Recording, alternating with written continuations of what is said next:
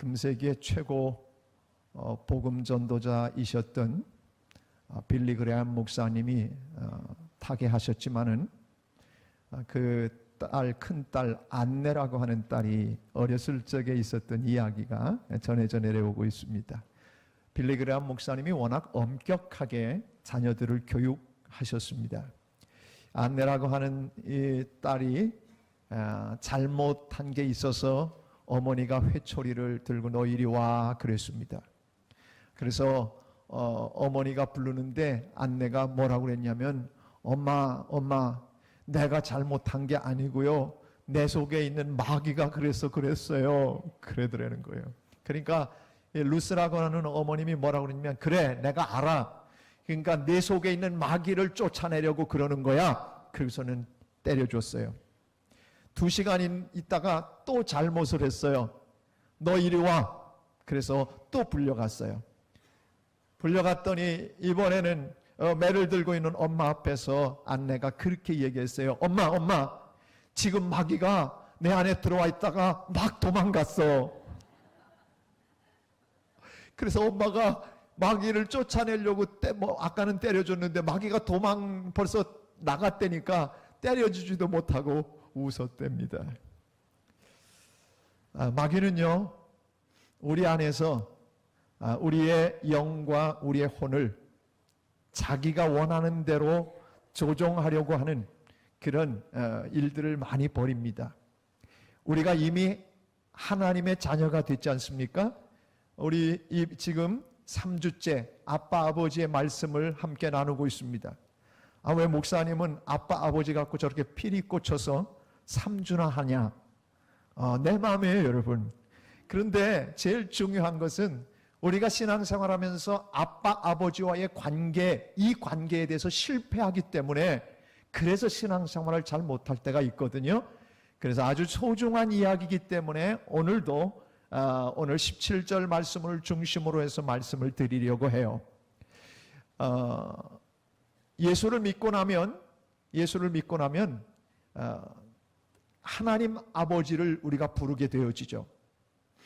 제가 우리 교회 와서 성가대에 앉아있는 우리 현주가 어렸을 때 제가 왔어요. 그래서 어렸을 때부터 현주를 봤는데 현주하고 저하고 제법 친해요. 그래가 현주양 그렇게 안 불러요. 현주야 이렇게 불러도 전혀 섭섭하다고 하지 않을 정도로 오랫동안 어려서부터 봐왔어요. 그런데 현주가 점점 나이가 들면서 어렸을 때보다 훨씬 예뻐졌어요. 그리고 목소리가 타고난 아주 미성해요. 그래서 이 볼륨은 약하지만은 그런데 아주 너무나 찬양을 듣고 있으면 행복해지는 그런 우리 현주 양이잖아요. 근데 그렇게 나하고 한 18년을 봤는데 현주는 나한테 한 번도 아빠라고 하지 않았어요. 왜 그럴까요? 저하고 18년이나 봤으면 엄청 친해서 나한테 아빠라고 한 번도 해볼 만한데 근데 아빠라고 한 번도 하지 않았어요. 왜냐하면 제가 아빠가 아니기 때문에 그런 거예요. 제가 무슨 얘기를 하냐면 여러분이 신앙생활하면서 아빠 아버지라고 부를 수 있는 것은 벌써 여러분이 영적으로 하나님의 자녀로 탄생했다는 증거예요. 그러니까 여러분의 입속에서 하나님 아버지라고 고백이 나오면 그 사람은 멸망하기는 다 틀린 사람들이에요. 지옥 가기는 다 틀린 사람들이라고요.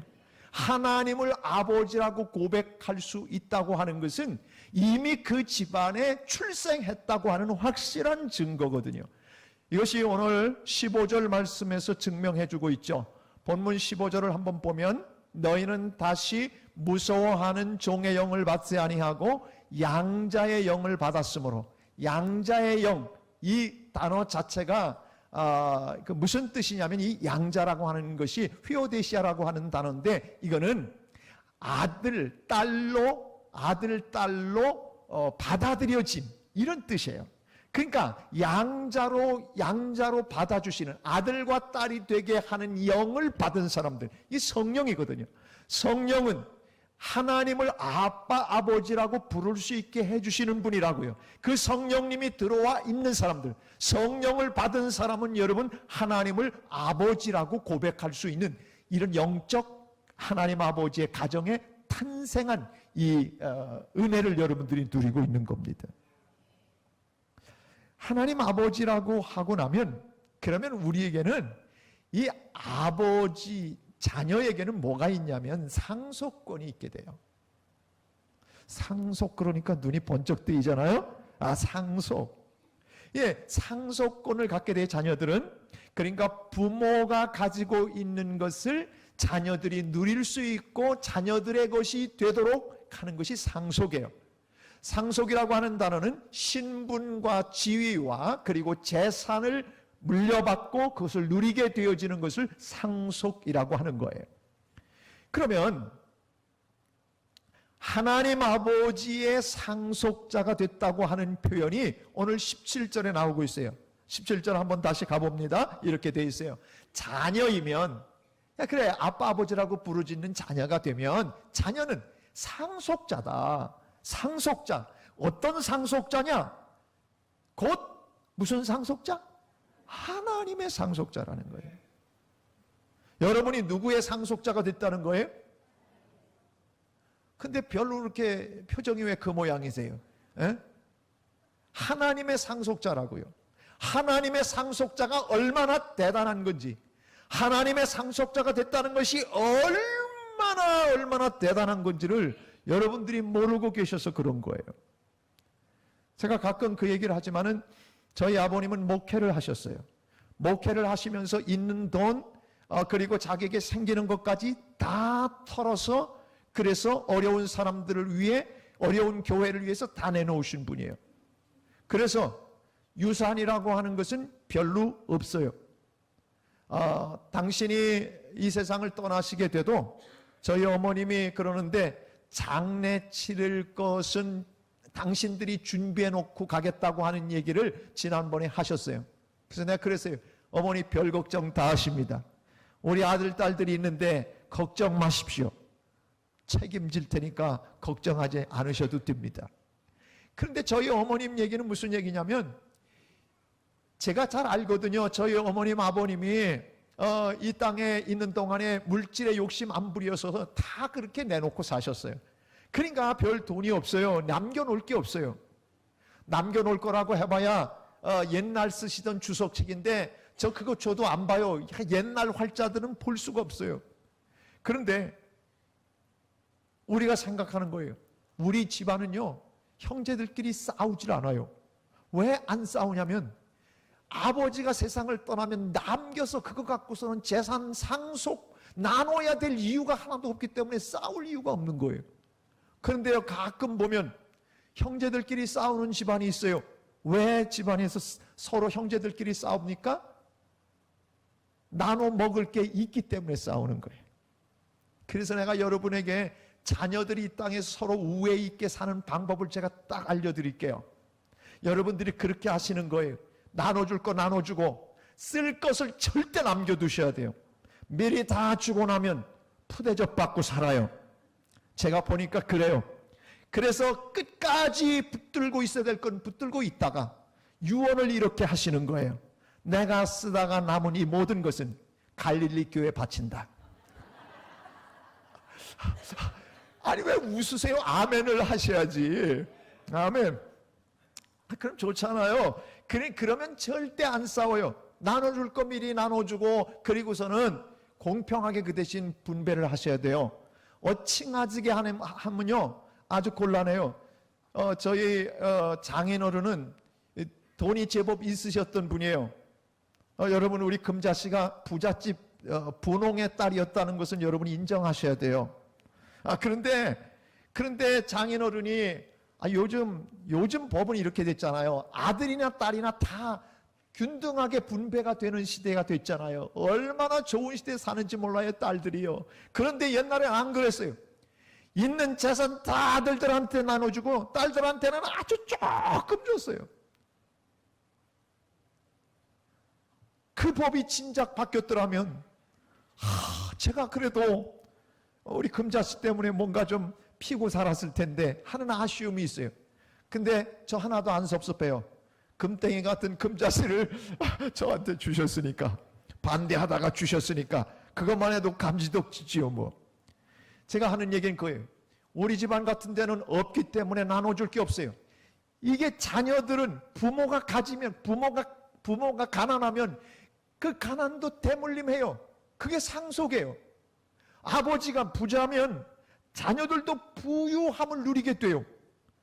쉽게 얘기하면 상속권이라고 하는 것은 아버지의 신분과 아버지가 가진 재산을 상속받는 것을 상속권이라고 얘기하는 거예요. 세상에 아무리 높은 사람들, 아무리 높은 지체 높은 사람들, 그리고 가끔 보면 뭐 그룹을 형성하고 있는 그 돈 많은 사람들, 그런 사람들 여러분 절대 부러워할 거 없어요. 그런 사람들이 되게 단명하기가 쉬워요. 여러분 기업을 그만큼 이루어 놓을 때까지 얼마나 골치 아프겠습니까? 그러니까 너무 크게 키우려고 하지 마십시오. 남 좋은 일 시키는 겁니다. 우리 교인 중에 한 분이 그런 얘기를 해요. 남의 회사에서 자격증 가지고 막 할 때는 꼬박꼬박 봉급을 받고 좋았는데 사업을 시작하니까 이 월급 주는 날이 돌아오는 게 무섭더라는 거예요. 그러니까 결국 나중에 가서 보니까 사업을 일으켜서 점점 확장시켜서 다른 사람 좋은 일 시키더라는 거예요. 그래요. 사업을 크게 하시려면 하세요. 해서 다른 집안 사람들 다 자기 수하에 두고 동료들로 둬가지고 그리고 부하 직원들로 둬서 여러분이 그 집안들을 다 먹여 살리는 그런 훌륭한 기업을 할 생각하세요. 내 것만 챙기려고 하지 말고. 그게 멋진 기업가의 정신이에요. 네. 제가 다른 얘기하는 거 아니에요. 여러분은 적게 가지고 있기 때문에 자녀들에게 적게 물려줄 수밖에 없을 거예요. 미안해요. 대답 안 하는 거 보니까 많이 가지셨군요. 그래 많이 물려줄 수 있을 거예요. 우리는 다 그래도 한계가 있어요. 우리가 가진 게 얼마나 뭐 대단합니까? 그런데 우리의 신분이 높다고 한들 얼마나 높습니까? 그러나 이 세상의 어떤 지위나 어떤 신분이나 어떤 상속할 수 있는 재산하고 비교할 수 없는 것, 우리의 아버지는 오늘 그렇게 얘기하는 거예요. 너희들은 하나님의 상속자라는 거예요. 바꿔서 얘기하면 하나님이 가지신 모든 것을 너희들이 누릴 수 있다는 얘기예요. 이게 상속권이라는 단어에 들어가 있는 거예요. 이거를 알면 예수 믿으면서 힘있게 살 수 있어요. 이걸 믿고 살아가면 당당하게 예수 믿을 수 있어요. 문제는 어디 있냐면, 문제는 다른 데 있지 않고 내가 그런 대단한 상속자라고 하는 것을 잊고 살기 때문에 그 능력이 없는 것처럼, 우리 아버지는 여전히 가난한 것처럼, 우리 아버지는 권세도 없는 것처럼 그렇게 생각하고 살아가는 것이 바로 우리의 삶 아닙니까? 이건 바로 어디부터 나오는 거예요? 오늘 성경에 나오는 것처럼 우리 안에 무서워하는 종의 영이 우리 안에서 들어와 갖고 역사를 할 때에 우리는 시들시들하고 좌절하고 낭망하고, 이 세상 사람 보세요, 무서워하는 종의 영을 있기 때문에 그 종의 영이 우리 안에 들어오면 우리가 뭐가 돼요? 무서워하는 종의 영은요, 우선 살아가면서 죄를 짓고 하나님이 원하는 대로 살지 못해요. 그러니까 하나님이 두려워져요. 무서워져요. 무서워하는 영을 받으면요, 하나님이 무서워지고 사람들도 무서워지고 환경도 무서워지고 그리고 주변의 모든 것들이 다 두려움이고 걱정이고 근심해요. 이게 무서워하는 종의 영이 우리 안에서 역사할 때 나타나는 현상이에요.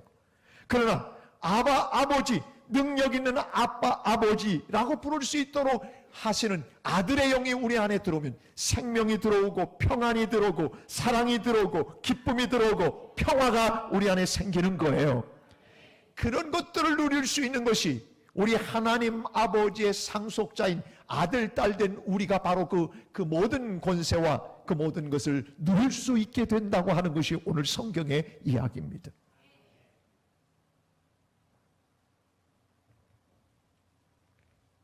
갈라디아서 4장 6절 7절 말씀을 보면 오늘 본문과 너무 흡사한 이야기가 나와 있어요.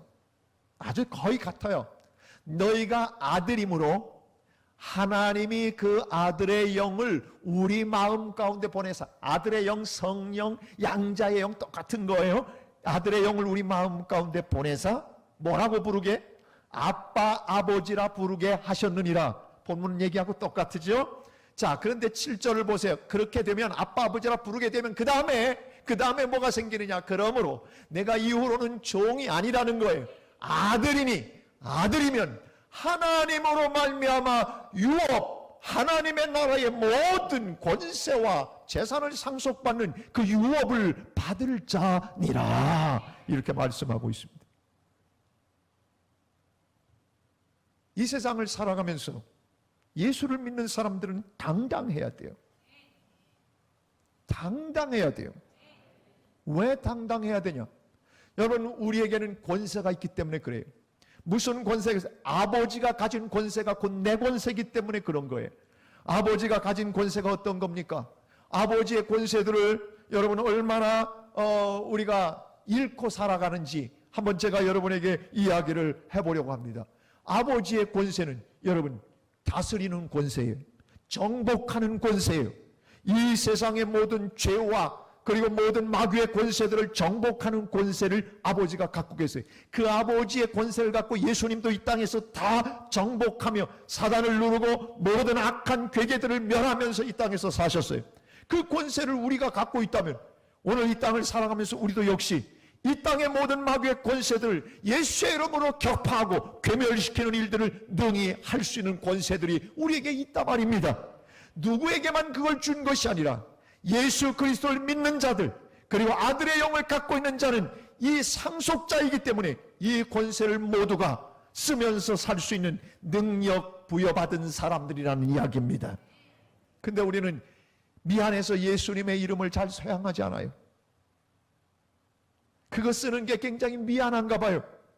내 힘으로 부둥키고 내 힘으로 버텨내고 내 힘으로 어떻게 해서든지 그러면서 살아내 보려고 애쓸 때가 너무 많아요.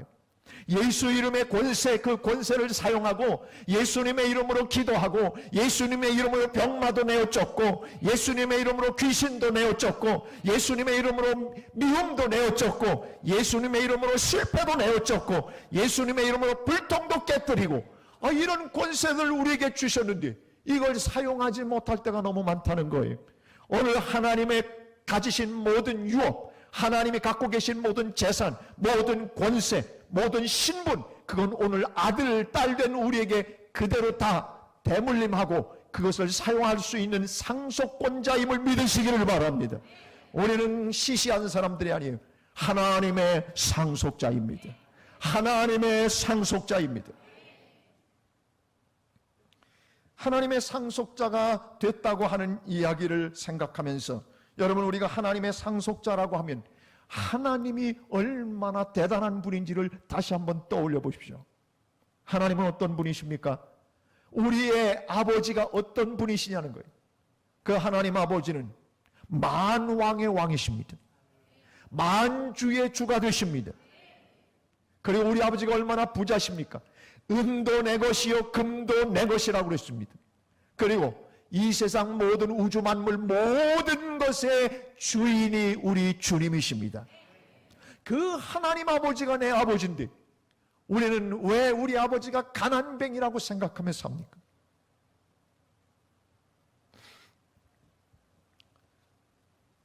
이슬람의 현자인 파리드라고 하는 현자가 있는데 이 파리드라고 하는 현자는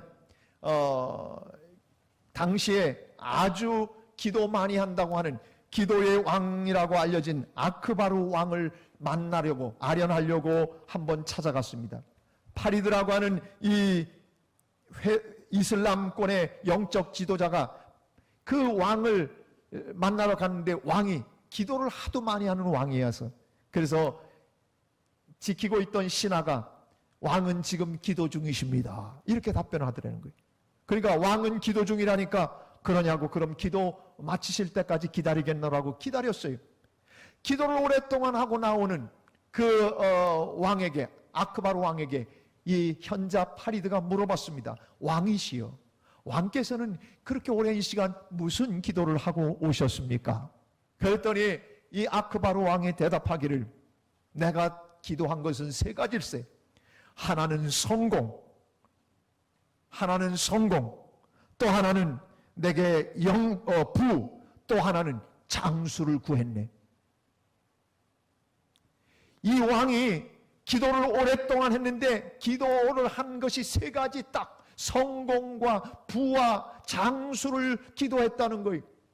파리드라고 하는 현자가 서둘러서 그 이야기를 듣고 그 궁을 떠나면서 같이 왔던 사람에게 이렇게 얘기를 했습니다. 수행원한테.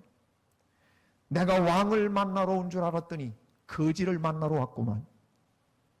그리고 돌아왔다는 겁니다. 그러면서 이렇게 얘기했다는 거예요. 적어도 왕이라고 할 것 같으면 가장 성공한 사람인데 거기다 무슨 성공을 구하나? 왕이라면 가진 것이 너무 많은데 부자인데 거기다 무슨 부를 구하나? 왕이라면 그가 좋은 것 먹고 살아 장수할 텐데 거기다 장수를 구하는, 이거는 왕이 아니라 거지 같은 기도지. 그러고 돌아왔다는 겁니다.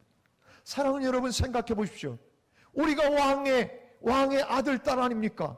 황태자와 공주인데 우리가 기도하는 걸 가만히 보십시오. 얼마나 거지 같은 기도를 합니까? 미안합니다. 거지 같다고 그랬어요.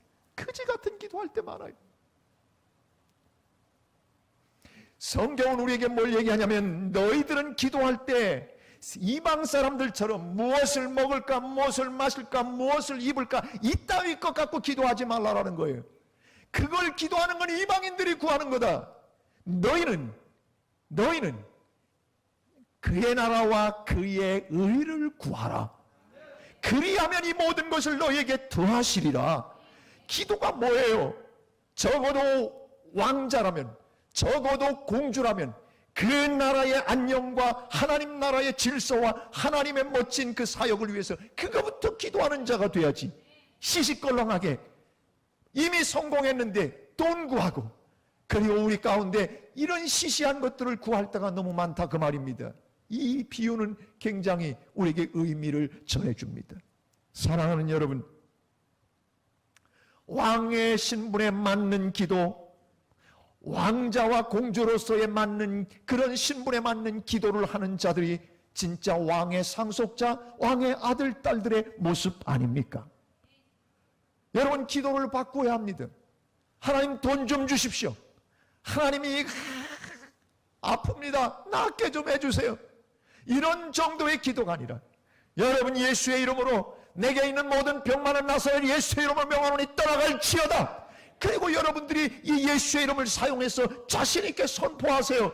여러분, 우리에게는 선포하는 명령이 있고 명령하는 권세가 있고, 왜? 하나님이 가지신 그 모든 그 권세가 우리의 권세이기 때문에 그런 거예요. 사단의 권세를 누를 수 있는 권세만 주신 것이 아니에요. 여러분, 이 땅의 모든 환경도 정복할 수 있는 권세를 주셨어요. 여러분, 조금 못 살고 힘들어도 이렇게 살아야 돼요. 하나님이 반드시 내 모든 것을 책임지신다. 그걸 믿고 사는 사람들이 되어야 돼요. 그리고 하나님이 내게는 이 땅에서 좀 작은 집에서 삽니까? 작은 집에 살면 어때요? 믿음의 부자가 되어 하나님 나라에 맨션이 있다는 사실을 알면 그까짓 거, 하나님 아버지가 내게 준비한 대저택이 있는데 무엇 때문에 그렇게 비실대면서 삽니까? 문제는 뭐냐면 내가 하나님의 아들과 딸이라고 하는 사실을, 이것을 정확하게 인지하고 느끼고 고백하지 못할 때에 무서워하는 종의 영이 자꾸 들어와서 하나님과 우리 사이가 그렇게 가까운 사이라는 걸, 아빠 아버지하고 부를 수 있는 사이라는 것을 자꾸 회방 놓고 있기 때문에, 그래서 멀리 계신 하나님 어쩌다가 나 도와줄 수 있는 아버지로 생각하고 우리가 그렇게 기도하고 살고 있기 때문에 그런 거예요. 우리의 기도가 바뀌어야 돼요. 아빠 아버지, 그 온전히 책임질 수 있는 그런 사이를 얘기해요.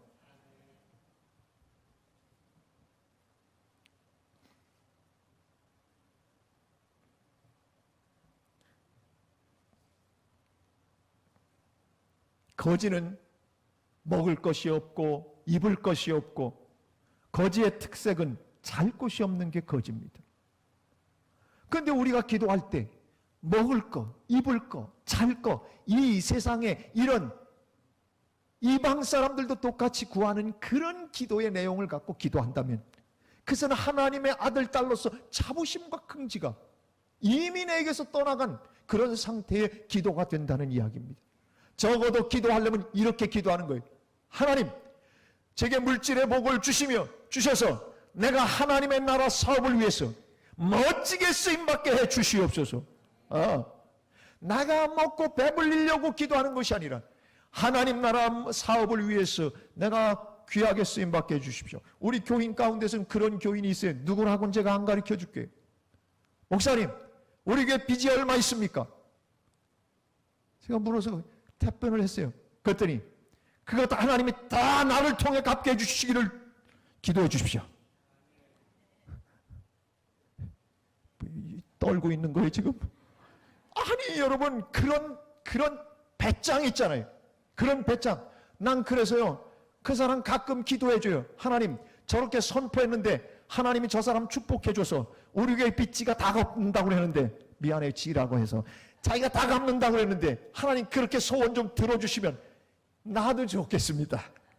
제가 덩달아 저도 좋아지도록 그렇게 기도합니다. 요즘 저희 교회가 쓸 일이 많아가지고 선교사도 보내고 뭐 이 고장나는 것들도 있고 그래서 이 많이 공사도 하고 그래서 비용이 많이 나갔어요. 퇴직금도 이렇게 정산하고 그런 것들을 이제 요즘 최근에 하다 보니까 재정이 많이 줄었어요. 제가 항상 체크를 하거든요. 우리 잔고가 얼마나 있냐고.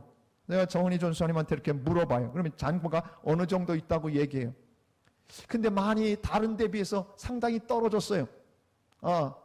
그러니까 내 마음속에 약간의 걱정이 생겼어요. 이 믿음 없는 목사를 용서해 주십시오. 그 걱정이 들어오면서 이렇게 떨어지면 안 되는데 라는 생각이 드는 순간 제가 조금 있다가 정신을 바짝 차렸어요. 야, 하 목사야,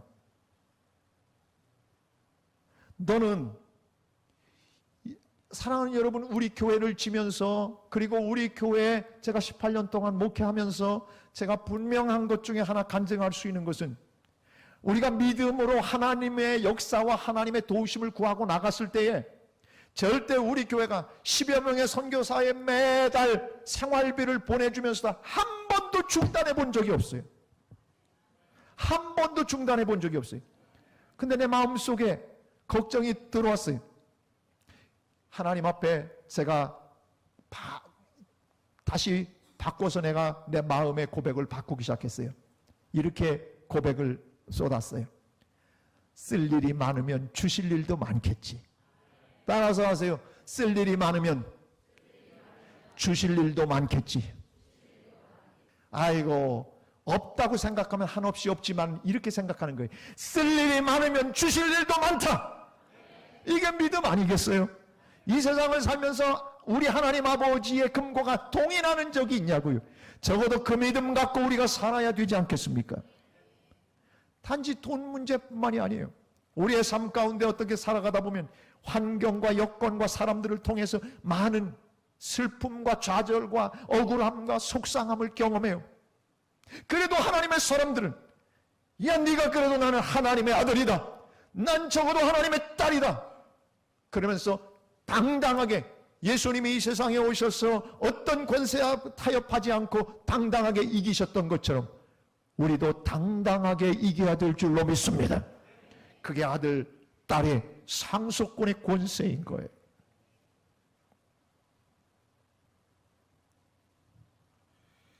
하나님을 아버지라고 부르는 우리에게는 하나님께서 우리에게 허락하신 수많은 은혜들과 권세들이 있어요.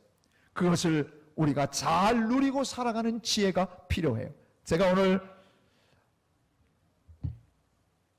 왕의 재정, 그전에도 제가 한번 소개를 해드린 적이 있어요. 이 김미진 간사, 수십억을 빚졌다가 하나님의 도우심으로 수십억을 갚아내고 하나님의 살아계심을 막 삶 속에 증거하고 살아가는 왕의 재정이라고 하는 이 책을 읽다가 제가 무척 감동을 받았어요. 그 받은 감동을 여러분에게 소개해 드리려고 해요. 어머니가 시골에서 74, 5년도에 시골 권사님이셨어요. 시골에서 딸이 셋이 있었어요. 그런데 그 어머님이 가장 주변에 막 그 불우한 사람들을 그렇게 돌아보는 거예요. 옛날엔 그 시대에 거지들이 많았잖아요. 70년대, 80년대 거지들 얼마나 많았는지 동네방네 한 번 거지가 한 번만 왔다 가는 거 아니고 그 다음에 또 거지가 또 왔다 가고 막 그랬어요. 그런데 그 많은 거지들을 이 권사님이, 시골 권사님이 다 데려다가 먹이고 입히고 재우고, 이 권사님이 그냥 거지들을 그렇게 늘 하는 거예요. 어느 날 이 셋째 딸이 우산을 거지들이 쓰고 갔다가 그 우산을 여러 거지들이 한꺼번에 집에 와갖고 다 그 딸한테, 셋째 딸한테 이걸 주는 걸 보고 놀리기 시작한 거예요. 친구들이 얼레리 꼴레리 니네 집은 거지집이래 그러면서 놀린 거예요. 그러니까 이 어린 이 딸, 셋째 딸이, 미진간사가 셋째 딸이었어요. 너무 그게 속이 상한 거예요. 그래서 이 거지들, 그리고 그 어머니가 뭘 했냐면, 고개 넘어가면 고아원이 있었는데 고아원 아이들이 잘 먹지 못하잖아요. 그러니까 몇 아이들을 데려다가 잘 먹여서 살이 찌기 시작하면 그 애네들을 도로 고아원에 보내고, 다르게 마른 아이들을 또 데려다가 먹여서 보내고, 그렇게 했다는 거예요. 그러니까 집에는 늘 거지와 고아들이 있었다는 거예요. 시집 갈 때가 됐는데 세 딸들에게 엄마가 기도를 하는데 이렇게 기도를 해주더래요. 엄마가 기도하면서, 하나님 아버지, 내 딸 이제 시집 갑니다. 이 딸이 재물을 통해서 영혼을 구원하는 성부가 되게 해 주옵소서. 여러분, 거부라고 하는 건 여러분 성부, 거룩한 부자를 얘기하는 거예요. 졸부를 얘기하는 게 아니고요. 그 어머니가 기도하면서 그렇게 기도한 거예요. 하나님, 내 딸이 시집 갑니다. 하나님께서 이 딸을 통해서 재물을 사용하여 영혼들을 구원하는 일에 쓰임받게 해 주시옵소서. 그러면서 뭐라고 덧붙여 기도하냐면, 하나님 아버지, 이 딸이 시집간 곳에 반경 1km 이내에 그 고아와 과부와 객이 굶는 일이 생기면 그 저주는 이 딸에게 돌아갈지어다. 그러고선 기도를 한 거예요. 그러니까 이 딸이 아멘도 하지 못하고 그냥 가만히 있었어요. 그랬더니 기도에 아멘이 안 나오니까 어머니가 뭐라고 그랬냐면, 하나님, 다시 기도합니다. 이 딸이 살아가는 곳에서 반경 10km 이내에 고아와 과부와 객이 굶는 일이 있으면 그 모든 저주는 이 딸에게 돌아갈지어다.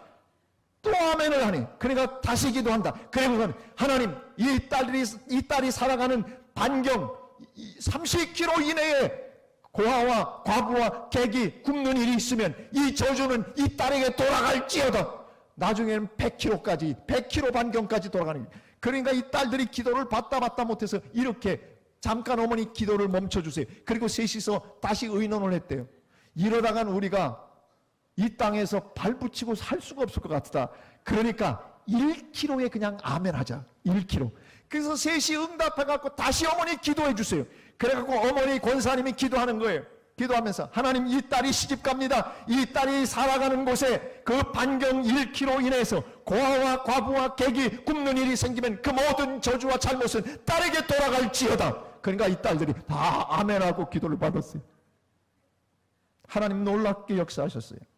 그렇게 기도하고 그렇게 당당하게 하나님의 권세를 선포하고 살아가는 이 딸, 여러분, 특별히 미진 간사가 셋째 딸이 어떻게 된 줄 아십니까? 100평 건물에 건평이 100평에 앞에 사과나무, 배나무, 정원에 다 있는 집에서 살게 됐어요. 배가 아프십니까? 아멘 안 하시게. 그런데 그때 기도를 받으면서 미진 간사가 그렇게 생각했다는 거예요. 야, 1km 이내에 거지하고 그리고 고아들이 없는 그런 곳에 살면 될 거야. 1km 정도야 뭐 없는 좋은 동네가 있지 않겠어?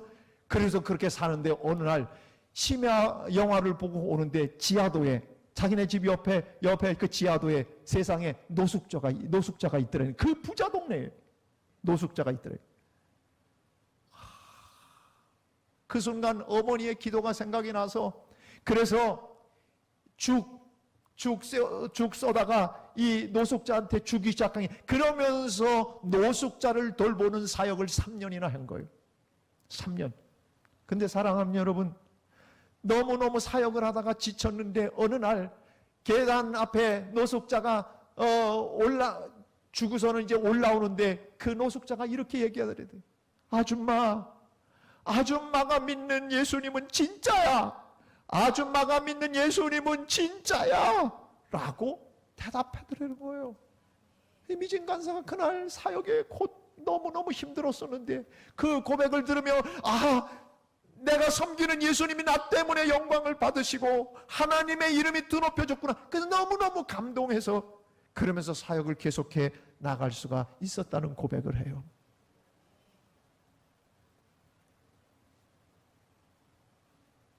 하나님의 아들, 딸, 상속을 받고 살아가는 자라면, 여러분, 우리 그렇게 째째하게 살아서 안 돼요. 우리 그렇게 별것도 아닌 일에 안달부달하고, 별것도 아닌 일 갖고서는 쩔쩔매고, 별것도 아닌 거에 쌍심 지키고, 그렇게 살아가는 사람이 아들, 딸이에요? 하나님의 아들, 딸이에요? 아니에요. 여러분, 우리는 좀 멋있게 살아야 돼요. 내 아버지가 하나님이시고, 그리고 내 아버지가 얼마나 부자이시고 얼마나 대단한 권세를 갖고 계신데, 살아가면서 우리의 삶 가운데 별것도 아닌 일 갖고 흥분하지 마세요. 주님이 부끄러워하실 거예요. 내 아들이 어때 이 모양이냐? 좀 자존심 상한다고 그것 때문에 난리 피지 마세요. 주님이 너 왜 그것 때문에, 네 권세가 얼마나 대단한데 겨우 그것 때문에 그러냐? 얼마나 안타까워 하시겠어요? 환경이 좀 어려워요? 그거 좀 어렵다고 부자이신 하나님이 너 나한테 기도해라. 그래서 하나님 기도를 기다리시면서 그 응답 주실 때까지 끝까지 하나님의 은혜를 기다리면서 기도하다 보면, 여러분, 죽음홍에도 해 뜰 날이 있는 거예요. 예를 들면 그거예요. 하나님은 반드시 우리를 합력해서 선을 이루시는 거지, 오늘 지금 이 순간으로 끝 이렇게 하시는 분이 아니라 그 말입니다. 그 하나님을 여러분이 절대적으로 신뢰하고 있다면, 정말 여러분의 아버지 능력의 아버지로 여러분이 정말 받아들이고 고백하고 있다면, 오늘 내 삶 속에 내 연약함이나 내 부족함이나 나의 실수나 실패나 또는 어떤 때는 내 앞을 가로막고 있는 어떤 문제들까지라도 그것들 때문에 주눅들고 움츠러들고 살아서는 안 되는 거예요. 적어도 우리 하나님 아버지가 갖고 계신 그 권세 내게도 주셨으니, 여러분은 호령하고 명령하며 당당하게 이 세상과 맞서서 싸우는 여러분이 되기를 주의 이름으로 축복합니다. 이게 권세 있는 상속권을 가진 하나님의 아들, 딸의 모습이라는 거예요. 권사님 한 분이 암이 재발이 되셨어요. 그래서 10년 만에 그래서 다시 발견해서 이제 수술 들어가면서 저한테 기도를 받으러 오셨는데, 권사님이 그러는 거예요. 목사님, 저 정말이지, 저 하나님 지금 데려가신다고 해도 저 정말 나 원망하지 않아요. 다 갈 수 있어요. 다 준비하고 나는 하나님이 부르시면 갈 수 있어요.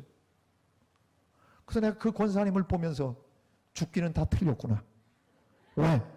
저렇게 담대하게 죽는 거 두려워하지 않는데 하나님이 더 오래 살아나 그러시겠지. 그렇지 않겠어요? 난 그 권사님 기도해 주면서 이런 담대함이 있다면 하나님은 반드시 이 병과 또 싸워 이기게 하실 거라는 확신과 담대함이 들었어요. 그런 거 아닙니까? 병마가 됐던 환경이 됐던 사람이 됐던 여건이 됐던 우리 앞에 어떤 경우라도 그것 때문에 나를 사로잡는, 다시 말해서 나를 삼킬 것 같은 그런 강력한 세력이라 할지라도 내 힘 갖고는 안 될지 몰라도 예수 이름이면 됩니다. 예수 이름이면 됩니다. 병이 들었습니까? 병 들었으면 고칠 일도 많아지는 겁니다. 나는 그걸 우리 집사람 통해서 수없이 경험했어요. 가끔 우리 집사람이 요즘 또 눈이 아프다고 해. 눈이 아프다. 그럼 내가 속으로 그래요. 하나님이 또 고치실 일이 있겠지. 왜? 여태껏 살면서 아팠다가 하나님이 고치고 아팠다가 고치고 최고로 오랜 기간 아프게 했던 것은 8년 천식 하는 거예요. 요즘 천식은 간데 없고 인걸은 간데 없고 그냥 천식은 간데 없고, 그리고 요즘은 에어컨을 쐬면서 차를 탄다는 사실입니다. 옛날에는요, 에어컨 여름에도 저 못 켰어요. 이 사람 찬기 들어온다고, 천식기 때문에. 그래서 더위에도 땀을 비질비질 흘리면서 그렇게 운전하고 다녔어요. 요즘은 살판 났어요. 옆에서 에어컨, 자기도 더우니까 에어컨을 틀으라는 거예요. 그래서 올해 결심했어요. 올 가을쯤에는 드디어 우리 집도 에어컨을 놔도 되겠다. 그동안은 이 사람 찬기 때문에 에어컨을 놔준다고 해도 못 놨어요. 근데 이제 결심했어요.